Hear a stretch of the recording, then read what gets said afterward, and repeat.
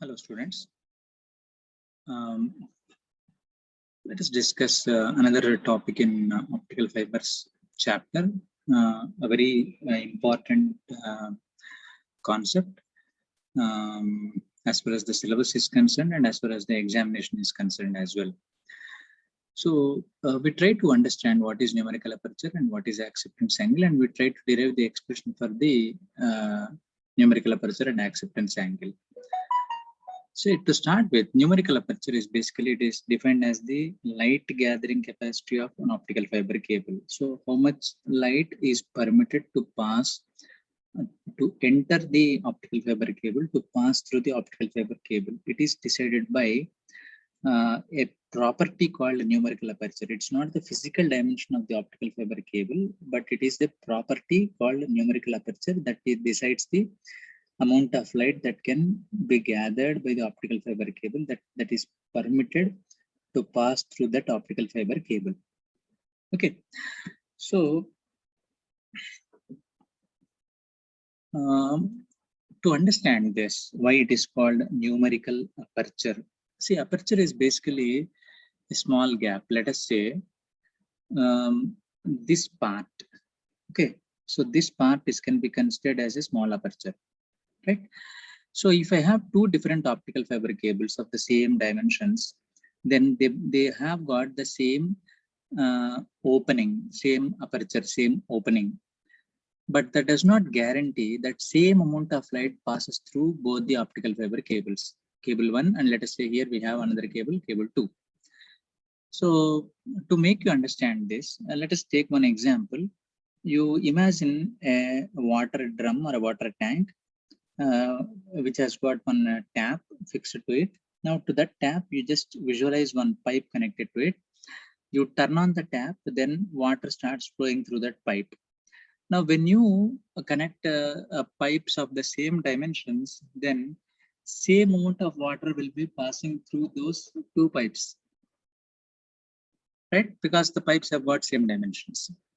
But on the contrast here, in the case of optical fiber cable, you got two optical fiber cables of same dimensions, same opening, same aperture, but they do not guarantee that same amount of light passes through these optical fiber cables, because they have got a property called numerical aperture, which is different for these two optical fiber cables, and whichever has got higher numerical aperture, it will permit more light, and whichever has got lower numerical aperture, it will permit lesser amount of light.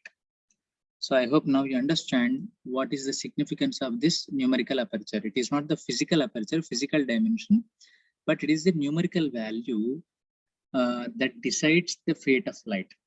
Now, how this numerical, or what are the factors that influence this numerical aperture? So the numerical aperture is influenced by the refractive index of the two essential ingredients of an optical fiber cable, that is core and cladding. So the refractive index of core is, let us say, N1, and the refractive index of cladding is, let us say, N2. So the N1 and N2 values, they precisely decide the value of numerical aperture. So in the derivation that follows the discussion, you'll understand how numerical aperture depends on the refractive index of core and cladding. So if I have two optical fiber cables, then the refractive index of core and cladding is N1 and N2, and the refractive index of core and cladding in the second case is N1 dash and N2 dash. Then such that N1 is not equal to N1 dash, N2 is not equal to N2 dash. So naturally, the numerical aperture, which depends on this N1 and N2 values, will have one value, and the numerical aperture that depends on the values N1 dash and N2 dash will have a different value. And when there are two different values for the numerical apertures, though they have got the same dimensions, remember that, right? Though they have got the same dimensions, the numerical aperture has got two different values in both the cases. Accordingly, whichever has got higher numerical aperture will permit more amount of light, and whichever has got lower dimensions will permit lesser amount of light. So that's the reason why we call it as numerical aperture. It's not the physical aperture that decides the amount of light propagated or transmitted, but it is the numerical value that decides how much amount of light can be propagated, right? This numerical aperture is also defined as the sign of acceptance angle. And what do you mean by acceptance angle? So let us formally define acceptance angle here. At the end of the derivation, you will better understand and appreciate this entire definition. So see here, this is the air medium. From the air medium, light is entering into the core medium. So this line with the asterisk marks, it is called the air core interface. And this thick line is what is called the core cladding interface. So interface, we have learned in the last topic, total internal reflection. Interface is the boundary between the two media. So air media and core media, they are separated by this interface. Core medium and cladding medium, they are separated by this interface. Okay. So the acceptance angle is defined as the maximum limit. Okay, maximum limit of angle of incidence at air core interface, that is at this interface, for which the light ray propagates through the optical fiber cable by means of total internal reflection. So in the sense, let us say theta naught is the acceptance angle, the maximum limit. Now, if the light is incident at an angle slightly higher than theta naught, it may not be marginally high, slightly higher than theta naught, then the geometry inside encounters a lot of changes, and finally you observe that the condition for total internal reflection, that is n1 should be greater than n2 and theta 1 should be greater than theta c. So these two conditions, they are not satisfied. They are not satisfied. And because the two conditions are not satisfied, total internal reflection cannot take place. So if the light ray which has entered the optical fiber cable is not undergoing total internal reflection, then the next option that it is left with is the light ray entering the second medium, that is cladding region, either in the upward portion or in the downward portion. Light ray will be entering the cladding region. Then the signal, optical signal, is said to be lost in the cladding. Okay, so to avoid that, we should see that total internal reflection should take place all through the optical fiber cable. And for the total internal reflection to take place, the geometry inside should satisfy the conditions for total internal reflection. And for those things to take place, the maximum limit is theta naught. And if it is slightly beyond theta naught, let's say theta naught plus 2 degree, theta naught plus 5 degree, it is sufficient that the things get drastically changed inside and total internal reflection is not supported. So this maximum limit at the air entrance, at the air core interface, that is what we call the acceptance angle. Acceptance angle. And sign of acceptance angle is what is called numerical aperture. Let us quickly recollect that. Then the mathematical treatment is quite simple. Very simple. Okay. So it is something like this. Let's go back to the figure. Light from air with refractive index N is incident on air core interface at an angle theta naught, undergoes refraction into the core medium. Now the angle of refraction here is theta 1. Now this light ray, it proceeds further and it is incident on the core cladding interface. Now the angle of refraction here is theta 1. So from geometry, this particular angle, it is theta 1 here. Now because it is theta 1 and this is totally 90 degree, so this part will be 90 minus theta 1. So this is completely 90 and the smaller portion is theta 1. So the leftover portion, the remaining portion is 90 minus theta 1. This is the angle of incidence at core cladding interface. Angle of incidence at air core interface is theta naught. Angle of refraction at air core interface is theta 1. Angle of incidence at core cladding interface is 90 minus theta 1. Now, let us apply Snell's law at these two interfaces and try to get one meaningful expression. So at the air core interface, the refractive index is n naught and the angle of incidence is theta naught. And at the core cladding interface, or at the air core interface rather, the angle of refraction is theta 1. So using all that information, so we get the equation something like this. Yeah. n naught sin theta naught is equal to n1 sin theta 1. N naught is the refractive index of air, theta naught is the acceptance angle. N1 is refractive index of core, theta 1 is the angle of refraction. So from this, I get sin theta naught is equal to, send all the terms to next side, n1 by n naught sin theta 1. Now, n1 by n naught sin theta 1. Now,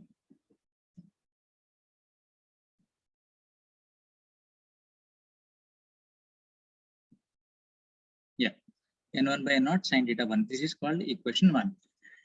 Now, when the light ray is, let's go back to the figure. So when the light ray is refracted at air core interface at an angle theta 1, it proceeds further in the forward direction and it is instant on the core cladding interface. And this angle between the cladding boundary and or the interface between core and cladding and the instant ray, this angle is theta 1 degree. But what we need is the angle between the normal and the instant ray, and that's what we call the angle of instance. So the total angle is 90 and this angle is theta 1. So naturally this angle will be 90 minus theta 1. 90 minus theta 1. Now from this information, let us try to mathematically analyze this. So using the Snell's law at core cladding interface, so the refractive index is n1, angle of instance is 90 minus theta 1. So n1 sin 90 minus theta 1 is equal to refractive index is n2 and the angle of refraction is 90 degrees, because we assume that the angle of instance at air core interface whatsoever, so it is critical angle. If it is critical angle, then the angle of refraction should be 90 degrees. So the third case that we discussed in total internal reflection concept. So n1 sin 90 minus theta 1 is equal to n2 sin 90. Sin 90 minus theta 1 is cos. So n1 cos theta 1 is equal to n2 sin 90. Sin 90 is 1. So it is n2. So now what happens now? n1 cos theta 1 is equal to n2. So cos theta 1 is equal to n2 by n1. This is, let us say, equation 2. Now we know from trigonometry sin theta 1 is equal to root of 1 minus cos square theta 1. That is cos theta 1 is n2 by n1. So in its place, we substitute n2 by n1 whole square. So we'll be getting finally sin theta 1 is equal to root of n1 square minus n2 square by n1. Okay. Now, this is our equation 3. This is our equation 3. Now, using this equation in equation 1, that is n1 by n0 sin theta 1. So in the place of sin theta 1, we substitute this root of n1 square minus n2 square by n1. So sin theta naught acceptance angle is given by n1 by n0 root of n1 square minus n2 square by n1. So n1 and n1 they get cancelled out. We'll be left with root of n1 square minus n2 square by n0. Sorry. So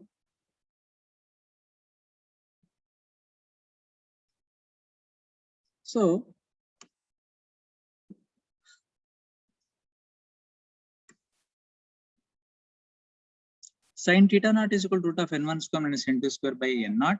N0 is refractive index of air and it is usually 1. So we get sin theta naught is equal to root of n1 square minus n2 square. Sin theta naught is equal to root of n1 square minus n2 square. And from the definition of numerical aperture, sin of acceptance angle refers to sin of acceptance angle refers to numerical aperture. Therefore, NA is equal to sin theta naught is equal to root of n1 square minus n2 square. NA is equal to root sin theta naught is equal to root of n1 square minus n2 square. Now, let us solve a small problem. So the refractive indices of core and cladding of an optical fiber cable are 1.3 and 1.2 respectively. See, always core has got higher refractive index. Please remember that. Determine the numerical aperture and acceptance angle. So n1 is equal to 1.3, n2 is equal to 1.2. We don't know what is numerical aperture and we don't know what is critical angle.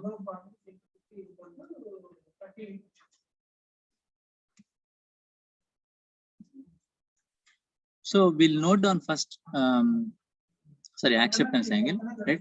So we note down first the given data, n1 is equal to 1.3, n2 is equal to 1.2. Now numerical aperture is given by root of n1 square minus n2 square. Scanning first system.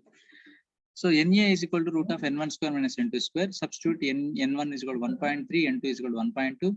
So 1.3 square minus 1.2 square, you get 1.69, 1.44, 0.25 under root, so 0.5. Numerical aperture is 0.5. Then if sin theta naught is equal to NA is equal to 0.5, then theta naught is equal to sin inverse of 0.5. So theta naught is 30 degrees. So acceptance angle is 30 degree. Numerical aperture is 0.5. So this is something about the numerical aperture and acceptance angle. So I remember I taught you during that class, I gave you one table. By observing that, you can, I gave you an example, some 30 degree, I consider it as acceptance angle. Then what will be the case when we take 25 degree? What will be the case when we take 35 degree? So I asked you to note down in your notebooks. Please refer to that discussion. You'll get a complete and clear picture of this numerical aperture and acceptance angle. We'll continue in the next session with another topic.